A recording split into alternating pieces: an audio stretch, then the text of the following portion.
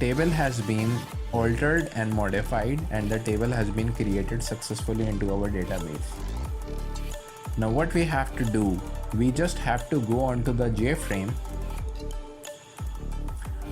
do the work inside the save button to insert the data and just store the data into the database. For that purpose, you have to first create the try and catch blocks.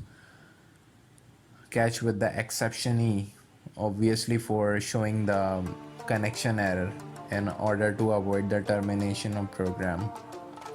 So you have to write JOptionPattern.show message dialog and just put E right here. It doesn't matter, you just have to put.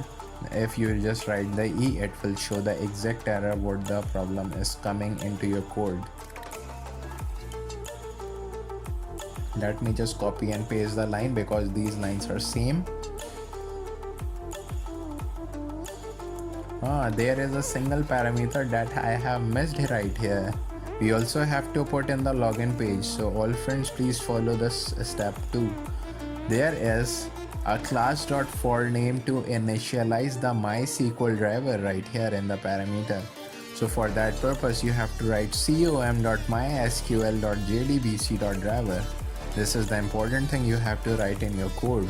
So please follow this step and just put this single line into your login page button. Just copy paste the class.forName and the connection object inside the try block like this. It is giving me to import the classes. I just press OK. So it will just automatically import all the class on the top of my file below the package name. Now we have to write the string SQL. Inside this SQL, we have to put the query. The query to insert the data from JText field to the MySQL database, add product table. So I have to write insert into the product. Value is, I guess, 6 columns, so there should be a 6 question mark. The question mark represents the value will be coming onto the runtime. Still we don't know what the value is, so it will just pick the value at a runtime and store into the database. So for that purpose, we just put question mark right here, and we have 6 columns, so there are 6 question marks. Next line should be a prepare statement, and we have to create the object with the ptst is equals to con.prepare statement SQL. You just need to follow the number of steps that I am showing on your screen. Just follow these steps, just copy and paste all of these stuff. Just call the object of the prepare statement, that is ptst, just put the dot set string, and here we have to just change the variable's name of the number of fields. So the first variable name has been changed to the ID, the second should be name, the third should be cost, the fourth should be company, and the fifth type, and sixth is description. So number of variables are changed by clicking the right mouse button, and on the second list, that is change variable name. You can easily change the variable name through that button. There is an option, right? So this should be description, and press OK. After that, go on to the source.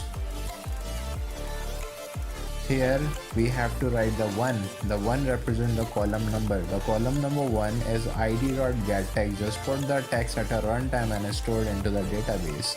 Just copy and paste for the 6th time because there are 6 number of columns. So for the first is id.getText, the second is name.getText,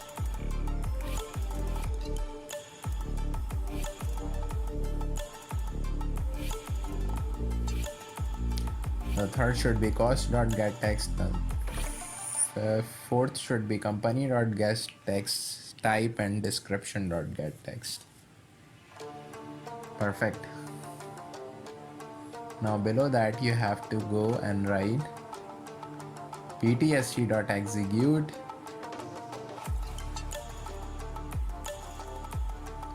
query execute update.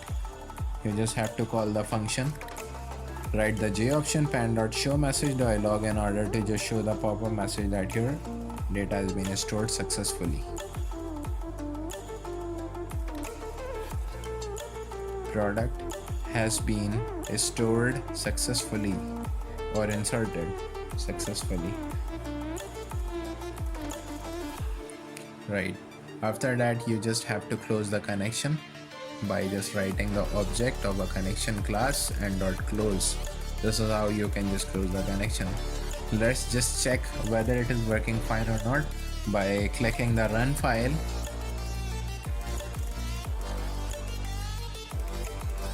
So this is the JFrame and the ID should be 1. The product name should be fudge cake. Product cost should be N. Company name could be bakers. Type should be cake. The description, the first cake is prepared by baker and co. Alright, on pressing the save button, and here comes an error. The error says the CSMS product does not exist. I have done a single mistake while writing the table name of the database. The table name is add product and I just wrote product right here. So the add product should be the table name. Just save and run the file again. Put the product ID, name, cost, company, type, description, and then press save button.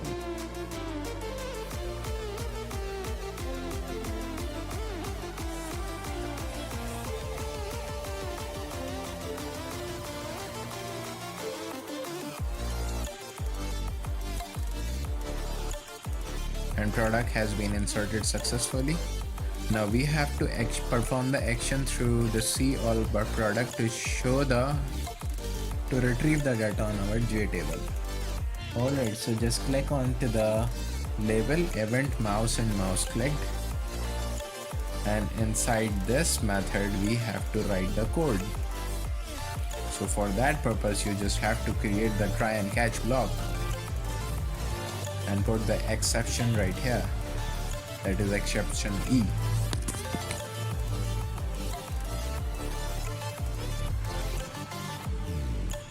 Similarly, now you people just have understand what we are doing. So just copy and paste the line that are same in the different blocks. You just have to put the same line right here, and after that you have to call the statement class and create a single object for a statement, that is st. Just call the connection object co_n.create a statement. After that you have to put the query right here inside a variable, that is a string SQL, and inside this inverted commas you have to write select static from add product.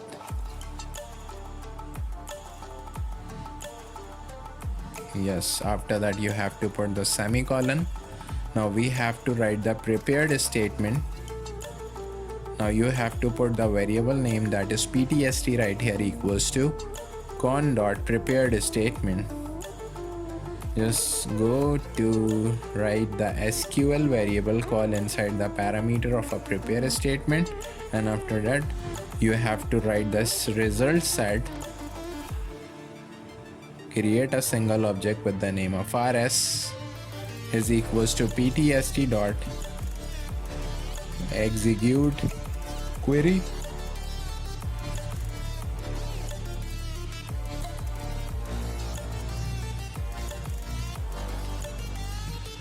Now this is the important thing, that we have to create a default table model in order to put the exact data at a exact inside the exact column name. So for that purpose you have to write the default table model and you have to create an object for that, that is dt. After the default table model you have to call the table name, that is actually the JTable1.get model, and after that you have to put dt.setText. Oh sorry, set row count, and row count starts from 0. Now you have to create a while statement, rs.next.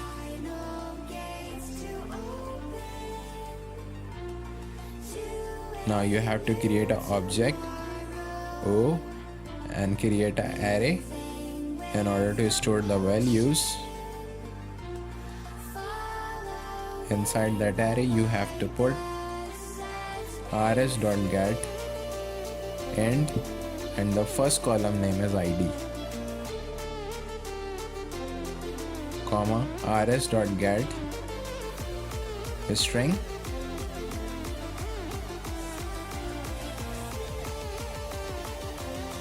and inside that string you have to put product name. By the way, the column name that you have put at the back end of MySQL dashboard, it should be same as it is right here. There should not be a spelling mistake. And obviously you also have to take care about the sequence. The sequence should be same. If you have put the ID on the first position and the name on the second position, so you cannot shuffle it. You have to put sequence wise inside that object array.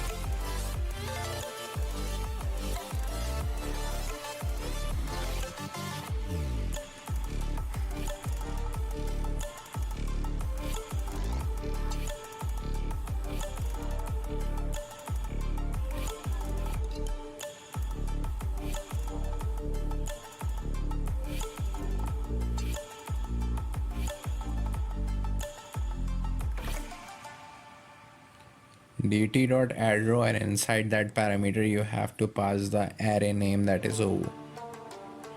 Now just check whether it is working fine or not. Press the run file, and the file is right here. Click the see all product button, I mean the label, and it is not working. I think there is a mistake right here.